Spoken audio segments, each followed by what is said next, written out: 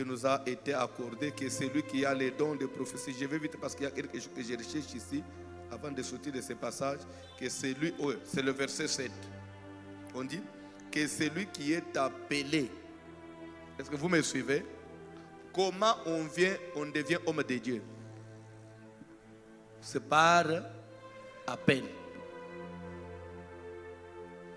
C'est-à-dire, personne ne peut pas sortir de chez lui un matin, dire que maintenant je deviens pasteur, je deviens ministre de Dieu. Non. Il faut que vous soyez appelé.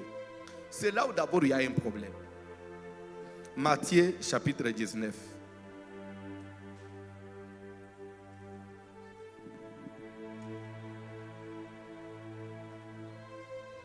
À partir du 12e verset, rapidement, le papa qui nous a lu, Matthieu 19, verset 12.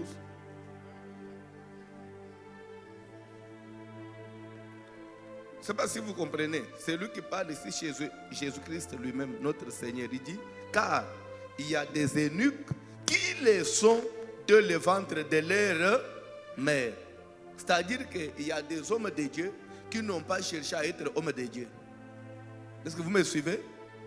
Mais il est homme de Dieu parce que Dieu l'avait choisi, Dieu l'a connu depuis le ventre de sa mère. Dieu l'avait déjà connu. Dieu l'avait déjà destiné à cette mission, à être un homme de Dieu, à être une servante de Dieu. Depuis le ventre de sa maman, Dieu avait déjà porté son choix sur lui. C'est pourquoi nous disons, avant qu'on dise d'abord que je suis homme de Dieu, il faut que je sois appelé. Est-ce que tous ceux qui se disent hommes de Dieu, est-ce qu'ils ont été appelés par Dieu? Point d'interrogation. Aujourd'hui, tu es homme de Dieu. Est-ce que c'est Dieu qui t'a appelé? Continuez, papa. Il y en a qui les sont devenus par les hommes. Vous comprenez? Il y a aussi de ceux-là qui sont devenus hommes de Dieu, servantes de Dieu, mais ce n'est pas l'appel de Dieu. Il est devenu comment? De par les hommes. Donc, quelqu'un fabriqué par un homme. Parce qu'il y a aujourd'hui dans les communautés, dans les églises, le pasteur qui peut-être pour avoir une défense un jour, il y a des gens qui peuvent quand même, lorsqu'il y a un conflit, qui vont être de son côté, qui prend des gens, ces petits de confiance, il les établit, il fait de ces gens-là serviteurs de Dieu. C'est comme ça que nous vivons des scandales sur scandales. Il y a des gens qui sont serviteurs de Dieu, mais ce n'est pas Dieu, par des hommes. Continuez. Il y en a qui se sont rendus tels eux-mêmes. Oh, la troisième catégorie, c'est comment? Amen. Ce n'est ni Dieu, ni les hommes eux-mêmes. Mais pourquoi il s'est fait lui-même serviteur de Dieu? Pardon? Non, mais je vous pose la question. Pourquoi quelqu'un peut se faire lui-même homme de Dieu? Non. Mais il y a des raisons, non? Je peux vous donner une des raisons. Quelqu'un peut devenir homme de Dieu. De lui-même, il s'est fait homme de Dieu par envie. Parce qu'il aimait lorsque tel prêchait, en tout cas la façon dont Dieu l'utilisait. En tout cas, moi aussi, je voudrais être comme lui. Et il fait un effort, il devient serviteur de Dieu. Les autres le sont devenus par crise. Parce qu'il n'y a pas de société. J'ai fini les études, maintenant je vais faire quoi? Je peux commencer une église. Parce que quand même, je dois vivre. Je commence les gens là qui vont faire de théologie. Quand on finit la théologie, tu deviens, on te donne un diplôme de théologie. Tu deviens pasteur, tu deviens évangéliste. C'est Dieu qui t'a envoyé là-bas. Tu l'es devenu parce que tu as souhaité le devenir. Tu as voulu ça. Faire la théologie, ce n'est pas mauvais. Mais la théologie doit venir si vous avez. Il faut que cela intervienne après. Parce que j'ai un appel à moi. Je vais peut-être perfectionner. Mais pas quelqu'un qui veut aller là-bas parce qu'il veut devenir pasteur, apôtre ou quoi. Bref, nous avons 3 catégories des hommes de Dieu. Je peux avancer. La première catégorie, Des hommes de Dieu choisis Appelés par Dieu lui-même. Deuxième catégorie, par les hommes. les hommes des hommes. Amen. Les hommes Des hommes. des hommes. Et troisième catégorie, Amen. maintenant la première des questions, avant que je parle maintenant du ministère, pose-toi maintenant une question en toi-même. Moi je suis serviteur de Dieu, De quelle catégorie? quelqu'un fait par des hommes, fabrication des mains d'hommes, ou bien de moi-même. Vous savez, la matière dont on m'a demandé de développer, il y a beaucoup de parenthèses. Maintenant, comment savoir que moi je suis appelé de Dieu? Comment découvrir son appel? Là, je ne vais pas y entrer parce qu'on ne m'a pas demandé de parler de ça. Là, ça, je mets de côté. Peut-être si le temps permet pendant les... J'ai combien de séances au moins? Peut-être si demain on a le temps, on vient en bas, on peut évoluer. Comment connaître que j'ai un appel? Parce que je ne voudrais pas forcer. Je ne voudrais pas un jour qu'on dise non, je ne t'ai jamais connu. Vous n'avez pas lu la Bible quelque part. Un jour, Jésus dit, ces jours-là, plusieurs me diront, nous avons prêché entre nous. On a chassé les démons.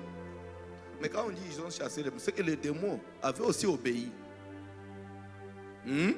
Nous avons prophétisé entre nous. Je leur dirai, retirez-vous de moi, car je ne vous ai jamais. Ah, mais comment tu ne me connais pas? Maintenant, si moi, Jésus ne te connaît pas, maintenant tu prophétisais au nom de Jésus, mais Jésus ne te connaît pas. Maintenant, qui t'avait engagé à ça? Soit c'est toi-même, soit ce sont des hommes. Alléluia. Homme de Dieu et la croissance de son ministère. Maintenant, je vais parler du ministère. C'est quoi le ministère? Un ministère. Un ministère, c'est comme le mot l'indique, c'est une charge.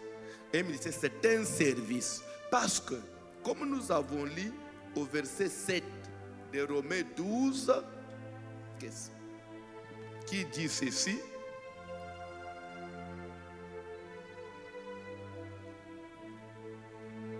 le verset 7 dit ceci, que celui qui est appelé au ministère, ça veut dire quoi? On ne sert pas Dieu sans avoir reçu de Dieu une grâce. On sert Dieu qu'avec ce que j'ai reçu de lui. Notez bien, nous servons Dieu avec ce que nous avons reçu de Dieu. Même dans le gouvernement, il faut que vous soyez nommé, non? Et vous devenez ministre. Maintenant, vous commencez à servir. Maintenant, si tu n'as pas été nommé, vous allez devenir ministre de quoi? Et vous allez occuper quel cabinet? Nous servons Dieu seulement avec ce que nous avons, ce que Dieu lui-même nous a donné. Selon l'appel. C'est Dieu qui appelle. Et quand Dieu appelle quelqu'un, il lui donne quelque chose. Quand Dieu appelle quelqu'un, il lui donne quelque chose. Si vous lisez, par exemple, le livre du prophète Ésaïe, comment Ésaïe est-il devenu prophète? Vous pouvez lire même l'introduction de tous les livres des prophètes. Ésaïe dit ceci. Il était là et une voix survolait. Qui enverrai-je? Qui enverrai-je? Qui enverrai-je? Ésaïe se présente et dit, mais voici, envoie-moi. Et quand il a dit, mais voici, envoie-moi, Dieu n'a pas commencé directement à l'utiliser. Il a fallu qu'un rouleau soit mis dans sa bouche. Comment toi tu peux te dire que Dieu t'a appelé du moment où il ne t'a rien donné? Tu commences à te débrouiller maintenant pour servir Dieu. Et quand il t'a appelé là, il ne t'a pas équipé. Bien aimé, on peut lancer, même dans la vie de Moujima ici, bon, le gouvernement peut dire, nous avons besoin des jeunes, nous recrutons les jeunes qui doivent servir dans l'armée. D'abord, après le recrutement, qu'est-ce qui vient? Directement, on leur donne les armes, ils deviennent des militaires. Après le recrutement, qu'est-ce qui vient? C'est la formation. Comment Dieu t'a recruté, il ne t'a pas formé? C'est dans la formation, on donne des tactiques, on enseigne même la discipline militaire et tout. Pourquoi aujourd'hui nous avons des pasteurs qui ne connaissent pas l'éthique pastorale? Est-ce qu'il avait eu la formation? Est-ce qu'il connaît ce qu'il fait? Vous pensez être pasteur, c'est être vedette? Aujourd'hui, pour voir le pasteur, il faut demander des audiences et des audiences.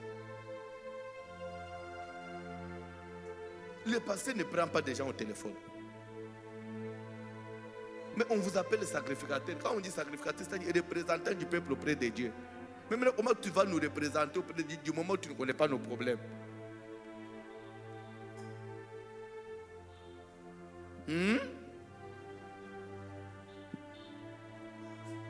Le ministère.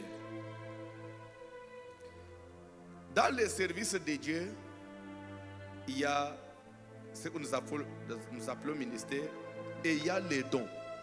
Parce que si vous lisez toujours Paul, Romains 12, que celui qui est appelé au ministère s'attache à quoi? À son ministère. Je vais développer beaucoup de choses. On n'a pas dit que celui qui est appelé au ministère s'attache au ministère. Non, on dit à son ministère. Je vais expliquer pourquoi on dit à son ministère. Que celui qui enseigne s'attache à l'enseignement.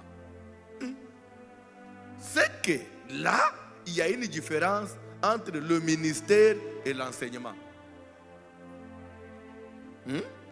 Maintenant, la différence, c'est laquelle? On dit que celui qui est appelé au ministère s'attache à son ministère et que celui qui enseigne s'attache à son enseignement.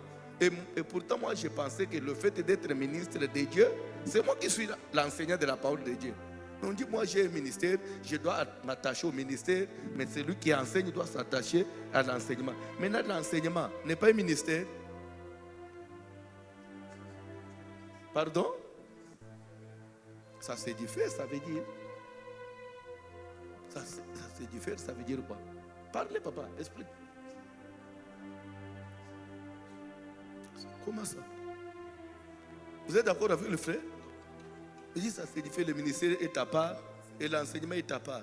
Maintenant, l'enseignement, là, c'est lui qui enseigne. Il enseigne en tant que qui? On enseigne en tant que ministre. Maintenant, on dit c'est lui qui est appelé au ministre, s'attache à son ministère.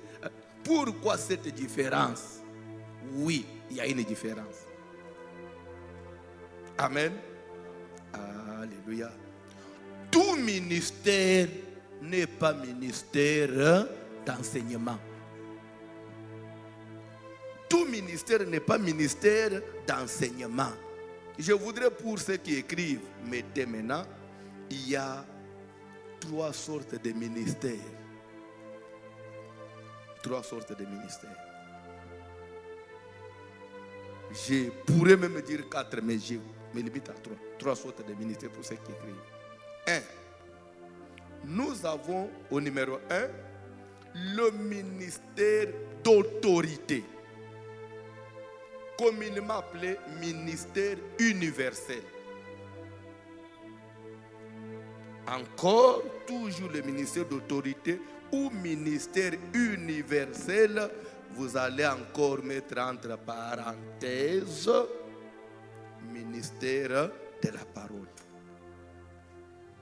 C'est la même chose, toujours le premier ministère, au numéro 1. Ministère universel, ministère d'autorité, ministère de la parole.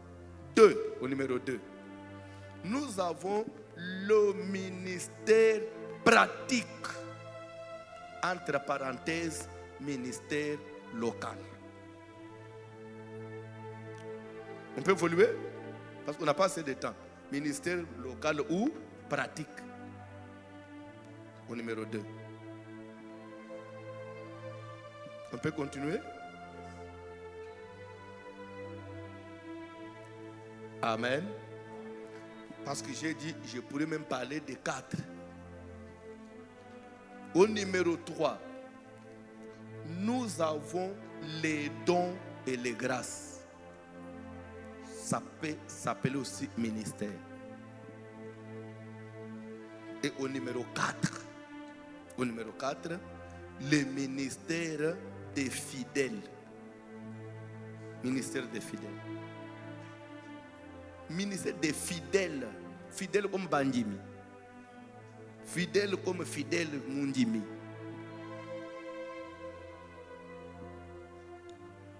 Pas fidélité, papa. Non, je n'ai pas fidélité. Des fidèles comme des brebis, des enfants de Dieu. Oui, ministère des croyants. Bon, c'est un terme, que Dieu te bénisse. Au ministère des croyants. C'est vraiment félicitations. On peut commencer? Papa, j'ai encore des minutes? J'ai encore des minutes? Non, vous devez être à l'aise. Je peux continuer? Amen. Je commence avec le numéro 1. Ministère universel ou d'autorité ou... Où est-ce qu'on trouve ce ministère dans la Bible? Éphésiens chapitre 4. À partir du 11e verset. 10e verset, 11e. On lit rapidement. Rapidement. Éphésiens 4. Non, j'ai dit commence par le verset 10, papa. Okay. Celui qui est descendu, c'est le même qui est Papa, monté. ne lisez pas ce chapitre quand vous voulez parler de ministère en commençant par le verset 11. Non. Ne commence pas par le verset 11. Commence par le verset 10. Pour que ça soit correct, que ça soit complet. Commence le 10e verset. Celui qui est descendu, c'est le même qui est monté au-dessus de tous On les dit cieux. celui qui est descendu, c'est le même qui est encore monté et il est monté Au-dessus de tous les cieux. au-dessus de tout le cieux. Cieux au pluriel. Même si vous lisez Genèse chapitre 1, la Bible dit, au commencement, Dieu créa les cieux au pluriel et la terre au singulier. C'est pourquoi on dit au-dessus de tout le ciel. Parce qu'il n'y a pas un seul ciel. Là, on est d'accord. Le ciel au pluriel. Parce qu'il n'y a pas un seul ciel. Et il n'y a pas aussi sept cieux. Comme je l'avais appris quand j'étais encore enfant, ici, au Kassai toujours, on disait faux. Et archi faux, ce n'est pas biblique. Il n'y a pas sept cieux. Il y a trois cieux. Ça, c'est le mythe là. Il y a trois. Je peux donner le verset qui justifie cela. Dans les 1 Corinthiens, Paul dit quelque part, je crois que ça doit être le chapitre 12 ou quoi. J'ai connu une personne, il y a de cela 14 ans, qui fut ravie jusqu'au 3e ciel. On ne peut pas parler du 3e s'il n'y a pas eu un premier et un deuxième. Et c'est l'unique verset de la Bible qui montre que jusqu'au 3e ciel. Depuis là, de Genèse à Prophète, il n'y a pas un 4e, un 5e. Nous savons qu'il y en a 3 parce que Paul dit le Messie est ravi jusqu'au 3e, un point trait. Maintenant,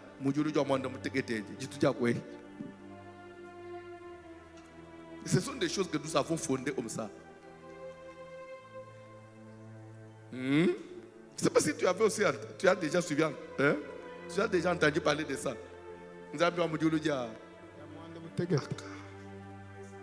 Ce n'est pas, papa, ce n'est pas dans la Bible. Prenez même Google, tapez, ça n'existe pas.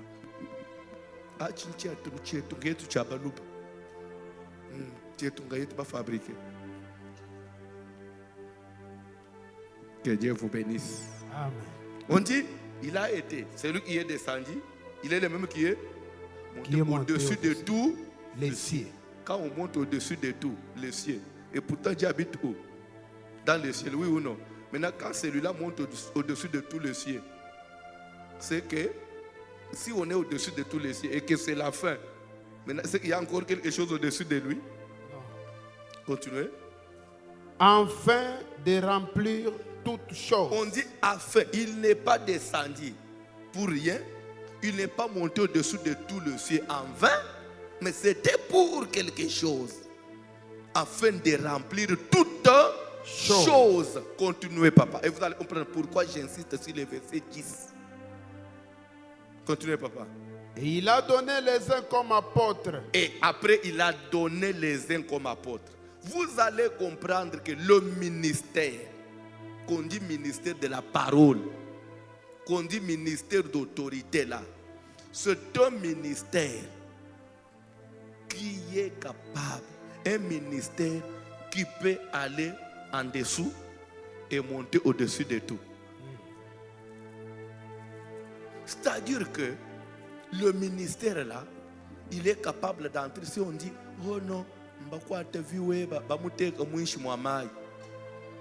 le ministère là, c'est lui qui l'a donné. Avant de le donner, il est descendu d'abord dans les régions inférieures. Ce que le ministère peut arriver, même dans les régions. Oh non, du coup, ce ministère là arrive même au-dessus de tous les cieux. Le ministère de la parole. C'est quelque chose qu'on ne peut pas blaguer avec. Quand on est ministre, on est un homme accompli. On ne peut pas avoir peur des sorciers. On ne peut pas avoir peur des magiciens. Pasteur, tout tu n'es pas boulogito. Puis ne boulogito pas ni pasteur quartier. Et on pasteur quartier. Pas comme pasteur boutou, pasteur onyem. Pasteur on va dire que tu église mutubondo mufongo mupita. Mais le ministère a quel rôle? De remplir toutes choses. Même là où il y a la sorcellerie, le ministère agit. Et le ministère doit détruire la sorcellerie. Continuez. Il a donné les uns comme apôtres, les autres comme prophètes, les autres comme évangélistes. Allez-y. Les autres comme pasteurs vous et comptez, docteurs. Non? Ça fait combien? 5. Continuez. Pour le perfectionnement des saints. Le ministère joue quel rôle? Le ministère de la parole. Le ministère a pour rôle perfectionner les saints. Quand on dit les saints, c'est l'église. C'est un ministère de perfectionnement. Continuez, papa. En vue de l'œuvre du ministère et de l'édification du corps de Christ. L'édification de l'église. Quand on dit édifier, c'est-à-dire construire, bâtir l'église. Dieu bâtit son église à travers les ministres. En d'autres termes, je vais dire ministre prédicateur. Il travaille avec Dieu. C'est pourquoi je dirais, nous sommes, amen, ouvriers avec Christ. Nous sommes ouvriers avec, nous travaillons ensemble avec lui. Jésus continue à travailler, à bâtir son église à travers ses ministres. Est-ce que tu peux dire, je suis ouvrier avec Christ? Donc Christ est notre collaborateur dans le ministère. Continuez, papa. Jusqu'à ce que nous soyons tous parvenus à l'unité de la foi. L'église parviendra à l'unité de la foi. Toutes les fidèles parviendront à l'unité de la foi à travers quoi? À travers les ministres et les ministères. Maintenant, si les ministères faillissent, l'église aussi fait quoi? Bref, premier ministère que j'ai dit, ministère d'autorité ou universel, c'est le ministère de la parole. Et par ministère de la parole, nous voyons les 5 ministres. Apôtres, évangélistes, prophètes, pasteurs, docteurs. Les 5. Pourquoi on dit ministère de la parole et de l'autorité? Pourquoi autorité? Pourquoi mot autorité? Il est ministre autoritaire parce que, amen, c'est celui qui est au-dessus de tous les ministères. Et c'est dans ce ministère-là, même si vous allez vous énerver, c'est pas si je vais vexer quelqu'un. Hein? Dans ce ministère-là, on ne trouve pas la femme.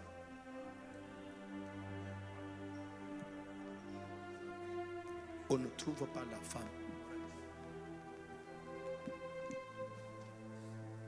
Demandez-moi pourquoi. Pourquoi? Papa, nous connaissons ces choses. Qui les a écrites dans la Bible? C'est Paul, non? Nous connaissons ces choses à partir de qui? Il dit ceci. je ne permets pas à la femme d'enseigner ni de prendre de l'autorité sur l'homme. Et pourtant, ça, c'est un ministère d'autorité. Mais Paul dit, la femme, lui, ne peut pas prendre l'autorité. Ça, il ne peut pas détenir un ministère d'autorité. Parce qu'elle est inférieure à l'homme.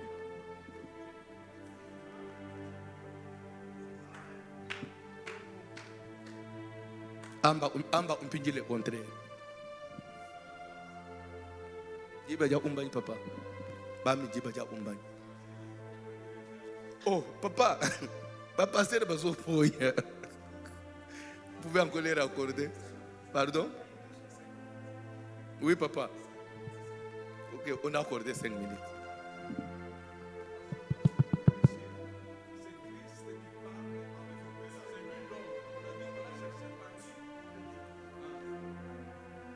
Lorsque vous S'il vous parlez, plaît, vous posez une question ou vous intervenez.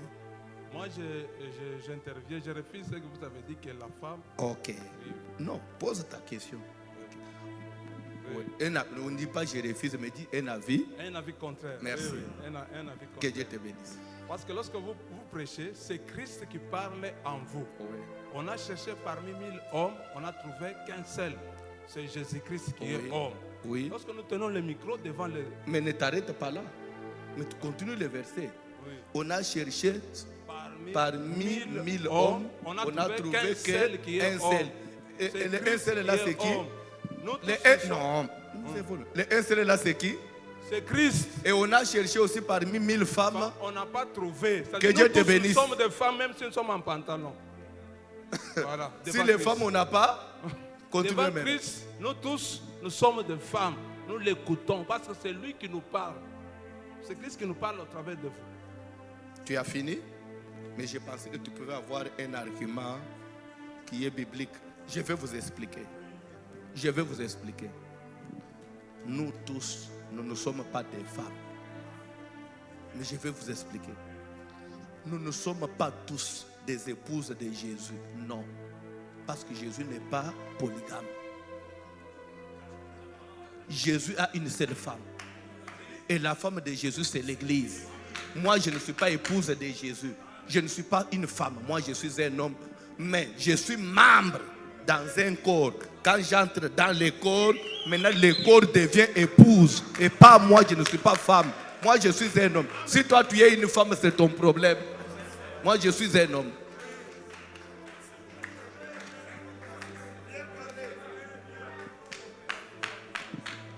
Que direz-vous, papa? Que direz-vous de ces versets? 1 Timothée chapitre 2, commence par le verset 9. Rapidement. Que direz-vous de ces versets? En tant que prédicateur, moi je suis votre fidèle. Je viens, mon pasteur, explique-moi ces versets. Lisez rapidement.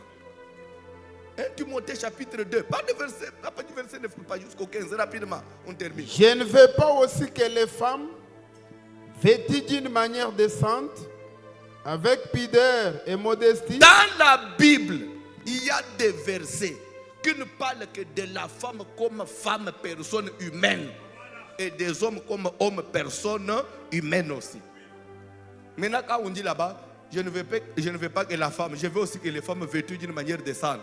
Ça dit que même nous, les hommes, nous sommes des femmes. Continuez. ne s'emparent ni de tresses ni d'or, Ni détresse ni d'or. Nous, les hommes, nous tressons. Là, il s'agit des femmes avec corps, non? Et sexe féminin, oui ou non? Continuez. ni de perles, ni d'habits somptueux, Des habits somptueux. Continuez rapidement. mais qu'elles se parent de bonnes œuvres, comme il convient à des femmes qui font profession de servir Dieu. Une femme peut servir Dieu, oui ou non? Continuez. Que la femme écoute l'instruction en silence, avec une entière soumission. Je ne permets pas à la femme d'enseigner, ni de prendre de l'autorité sur l'homme, mais elle doit demeurer dans le silence. Là où il y a un homme dans l'église, la femme, c'était. Ça, c'est d'après Paul.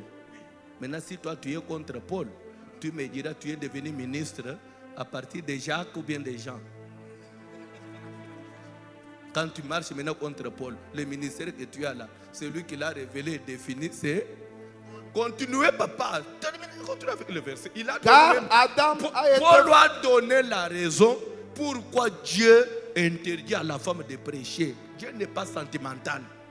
Dieu n'est pas aussi si méchant comme vous le croyez. Dieu n'est pas contre la femme. C'est lui qui a créé la femme, c'est... Toi, tu ne connais pas la femme plus que Dieu. Lisez la Bible. Car Adam a été formé le On dit premier. car. Quand on dit car, c'est une justification. Si moi, le Saint-Esprit, j'interdis à la femme d'enseigner, ce n'est pas en vain. Écoutez l'explication. Parce que entre Adam et Ève, qui a été formé le premier? Adam. C'est Adam. Continuez, papa. Et ce n'est pas Adam qui a été séduit. Mais Adam qui a existé avant la femme là, ce n'est pas lui qui s'est rendu le premier coupable de transgression. Ce n'est pas lui qui a commencé à pécher. Quand maman dit moulo hani meo, que du mouganyi que le ninyok. Mais moulo mou jardin mou sangal. Et je vais vous dire une chose. Dieu n'a pas interdit à la femme de prêcher parce que même il y a les conflits ou bien il y a quoi que ce soit. Non. Dieu crée l'homme et la femme au même moment. Mais parce qu'on dit Dieu, au commencement, Dieu créa l'homme et la femme. On dit ça. Et après, quand vous allez au chapitre 2, il n'est pas bon que l'homme soit seul. Je lui ferai une aide semblable. Mais au chapitre 1, tu as dit, tu créas l'homme et la femme. Maintenant, au chapitre 2, il n'est pas bon que l'homme soit seul. Et pourtant, tu nous avais créé au même moment. Dieu crée l'homme et la femme, il prend la femme, il le cache dans l'homme. Hein? Et c'est pourquoi au chapitre 2 de Genèse, on ne parle plus que quand il a fait tomber un profond sommeil à l'homme, il a créé, non. Il prit une de ses et il forma. On abandonne maintenant créer parce que créer était au chapitre 1er. Maintenant on forme la femme. Parce qu'il a été créé mais caché dans l'homme. Pourquoi caché dans l'homme? Et Dieu prend cet homme-là, sans Ève, place l'homme dans les jardins. Il lui donne un jour un tabouret. Assieds-toi ici. Dieu commence à faire passer toute créature devant l'homme pour voir comment l'homme les appellerait. Et pourtant, appeler veut dire nommer, donner les noms. Quand on nomme quelque chose, la chose prend du sens. Dieu n'a pas permis qu'Ève soit là pour nommer. La femme ne peut pas nommer les choses. C'est à l'homme de nommer. La femme vient apprendre maintenant à l'homme. La femme vient apprendre auprès de l'homme. Mon mari, l'animal là, tu l'appelles comment? Non, celui-là, c'est le chien. Ah. Demain, il appelle l'autre homme et dit non, je t'avais dit que ça s'appelle les chiens. La femme n'était pas là quand l'homme a nommé les choses. Et pourtant, quand nous prêchons, nous nommons. Amen. Amen. Mais cette grâce-là, Dieu n'a pas donné à la maman. Comment la maman commence à nommer en bouche-maille? 5.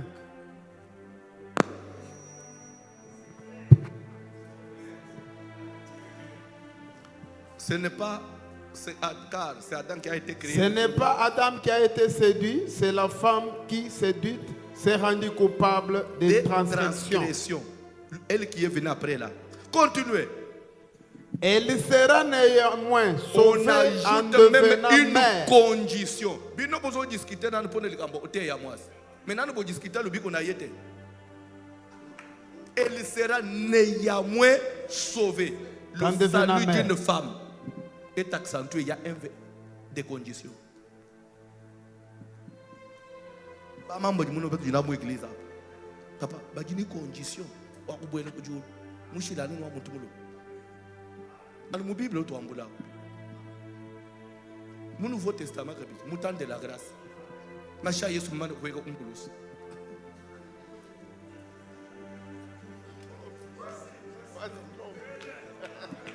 Heta yi courage wa ubambile vérité. Na je mutu baso mbene mu chitsema. Quand tu na mushindu moto. Wewe ujide condition. Ba kubwela kujulu. Tungambile mukashani kwani attention. Mai kumoyi condition webeta. Kulukushala ngaji kujulu ngayayi. Oh ngombuka je voici l'homme pardon. Une condition, veillez sur la condition.